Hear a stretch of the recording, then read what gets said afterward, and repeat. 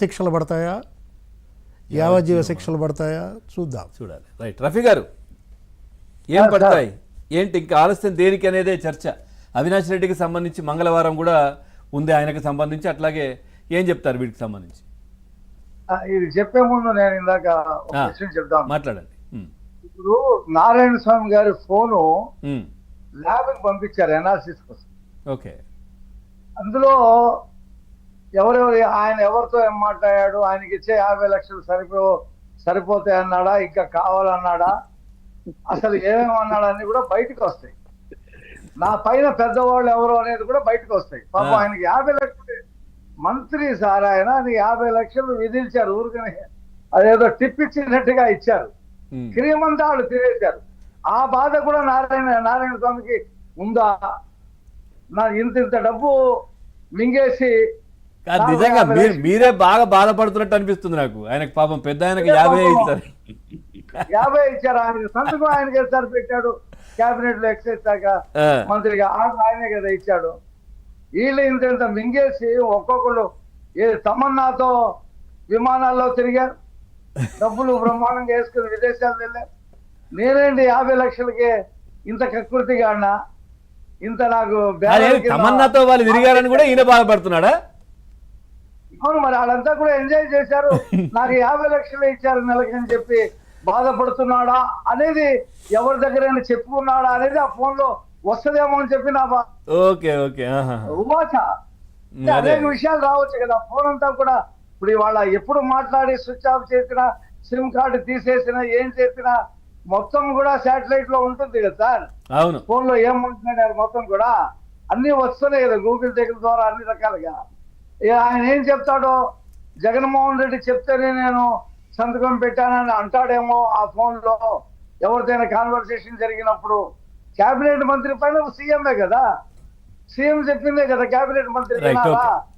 ఇదేం చెప్తారు వివేకానంద రెడ్డికి సంబంధించి? అవినాష్ రెడ్డికి మంగళవారం ఉంది, దానికి సంబంధించి ఏం చెప్తారు? దాని గురించి చెప్పాలంటే, సుప్రీంకోర్టు చీఫ్ జస్టిస్ గవాయ్ గారు ఒక వ్యాఖ్య చేశారు సార్ 2 రోజుల క్రితం. నేపాల్లో పరిస్థితులు చాలా కలవరపరుస్తున్నాయి, భారతదేశంలో కూడా ఈ వ్యవస్థల పనితీరు సరిగ్గా లేకపోతే సుప్రీంకోర్టు వాటిని సరిచేసేటువంటి బాధ్యత సుప్రీంకోర్టు తీసుకుంటుంది. ఇది రాష్ట్రపతి గవర్నర్లు ఏళ్ల తరబడి బిల్లులు పాస్ చేయకుండా పెట్టి ఉంచితే ఏం జరుగుద్దో ప్రజల్లో అనేటువంటి అభిప్రాయం ఆయన వ్యక్తం చేశాడు. దేశం అంతా స్వాగతించింది కూడా. ఆర్కే వీకెండ్ లో కూడా అది ప్రస్తావించారు నిన్న. అయితే నేనేమంటానంటే, సుప్రీంకోర్టులోనే జగన్మోహన్ రెడ్డికి సంబంధించినటువంటి 12 సంవత్సరాల పుష్కర కాలం కేసు, వివేకానంద రెడ్డికి సంబంధించినటువంటి పుష్కర కాలం కేసు మీ దగ్గరే పెట్టుకొని మీరు నేపాల్ని మీరు కోర్టు చేస్తున్నారు కదా గవాయ్ గారు. మరి మీ కోర్టులో ఇన్ని సంవత్సరాలు ఎలాగా ఈ కేసులు ఇలాగ ఉంటే ఎలాగా? ప్రజలకి సుప్రీంకోర్టు మీద, కోర్టుల మీద నమ్మకాలు సడలవా అని చెప్పి అడిగేటువంటి పరిస్థితి కూడా ఇవాళ వచ్చింది. మనం చూసాం కదా, నేపాల్లో సుప్రీంకోర్టును కూడా కాల్ చేశారు.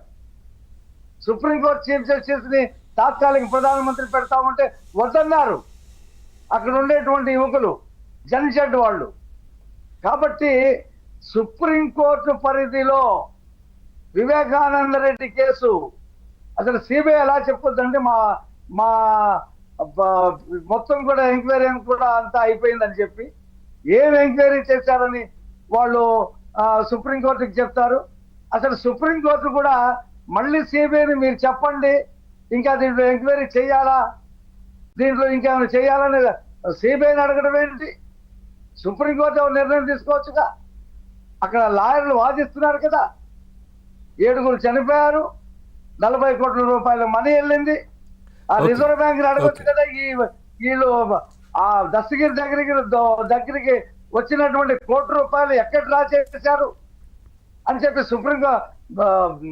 సుప్రీంకోర్టు అడగొచ్చు కదా రిజర్వ్ బ్యాంక్ ని. అవినాష్ రెడ్డికి పేపర్ మీద బెయిల్ ఇవ్వడం ఏంటి? జగన్మోహన్ రెడ్డిని ఎందుకు ప్రశ్నించరు, భారతీ రెడ్డిని ఎందుకు ప్రశ్నించరు అని సుప్రీంకోర్టు సిబిఐని అడగొచ్చు. సిబిఐ అని చెప్పు సార్ చిలకది. పంజరంలో చిలక అదేం చెప్పుద్ది సుప్రీంకోర్టుకి? సుప్రీంకోర్టే కఠినంగా ఇది న్యాయ వ్యవస్థకి సంబంధించినటువంటి ఒక ప్రెస్టేజ్ అయినటువంటి కేసుగా ఈ 2 కేసులు తీసుకొని 12 సంవత్సరాలు పాటు కేసులు నడవటం ఏంటి?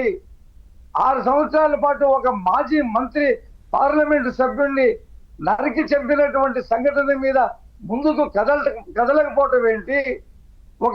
ఒక వ్యక్తి మాజీ ముఖ్యమంత్రి కళ్ళకు చూసినట్టు ఆ సాయంత్రం గొడ్డలతో నరికారని, ఇన్ని లీటర్ల పెట్రోల్, ఇన్ని లీటర్ల రక్తం పోయిందని ఇవన్నీ ఎలా చెప్పాడు? సాక్షిలో ఎలా వేశారని చెప్పి సుప్రీంకోర్టు సిబిఐని అడగొచ్చు కదా. ఈ రకంగా మీరు ఎందుకు దర్యాప్తు చేయరు? చేసి తీసుకురండి 3 నెలల్లో అని చెప్పి ఆర్డర్ వేయకుండా మీనమేషాలు లెక్క పెడతావేంటి సార్? ఇందుకు కదా న్యాయ వ్యవస్థ మీద జనాలకి నమ్మకం పోతా ఉంది. రైట్ చూద్దాం ఖచ్చితంగా. అంటే ఈ కేసులో కూడా సుప్రీంకోర్టే సిబిఐని అడిగింది, ఎట్లా క్లోజ్ చేస్తారు, ఇవన్నీ ఉన్నాయి కదా అని చెప్పేసి ఆపడం జరుగుతూ ఉంది. ఒకసారి మహేష్ గారు ఈ అంశానికి సంబంధించి ఏం చెప్తారు? ఇప్పుడు మన వివేకానంద రెడ్డి హత్య కేసుకు సంబంధించి మంగళవారం దీనికి సంబంధించి సుప్రీం కీలక ఆదేశాలు ఇవన్నీ కూడా చర్చ జరుగుతూ ఉంది, ఎట్లా ఉండబోతోంది? పవన్ గారు 2019 ఎలక్షన్స్ లో తెలుగుదేశం పార్టీ అంత తక్కువ స్థానాలకి ఓడిపోవడానికి one of the big reason ఏంటంటే ఆ రోజు వైసీపీ వాళ్ళు చాలా బలంగా ఆ యొక్క హత్య కేసుని తెలుగుదేశం పార్టీ వాళ్ళకి ఆహ్వాదించడమే. దాని యొక్క ఇంపాక్ట్ వల్ల కొన్ని 20 నుంచి 30 సీట్లు కూడా పోగొట్టుకున్న సందర్భం.